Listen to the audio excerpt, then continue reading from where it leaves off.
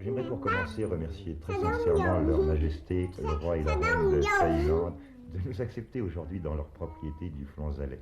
Vous voyez, l'ambiance est très familiale puisque leurs Altesses royales sont avec nous, qu'elles ne sont pas impressionnées du tout par les caméras qui sont en train de tourner et qu'elles sont en train de chanter très gentiment un petit chant de leur pays, je l'imagine tout au moins. Je vais vous les laisser écouter. Ben, vous voyez, juste au moment où je vous dis écoutez-les, elles s'arrêtent de chanter un tout petit peu impressionnées, je pense. Mais est-ce que j'ose peut-être vous demander, Majesté, de nous les présenter l'une après l'autre, de nous dire leur nom et leur âge aussi?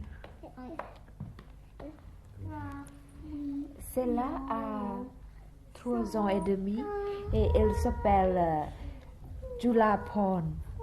C'est un peu un nom très difficile. Et celle-là a 5 ans et demi et elle s'appelle Sirinthorn. Et je crois qu'il y en a une qui est un tout petit peu plus calme que l'autre. Celle-là, celle-ci. Oui. Elle est très féminine. Oui, nous le voyons déjà. Elle a déjà des petits sourires très coquets et très féminins. Et quant à l'autre, elle... Plus vif, plus actif. Plus actif. Eh bien, maintenant que nous avons fait connaissance, je crois que nous pouvons tous nous rendre compte que l'ambiance ici au Flonzalais est très familiale.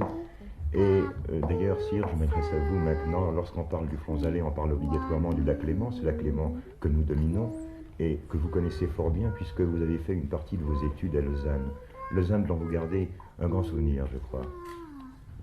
Nous étions ici assez longtemps. J'étais à l'école ici, à Lausanne. Et on connaît bien le lac Léman ici. Mais est-ce que la Suisse et Lausanne, c'est le lac Léman ou c'est encore autre chose?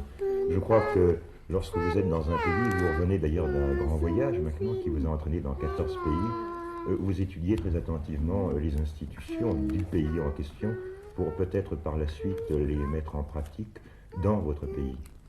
Le but de nos voyages officiels n'est pas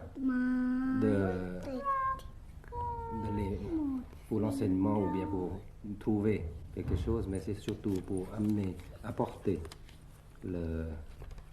les salutations et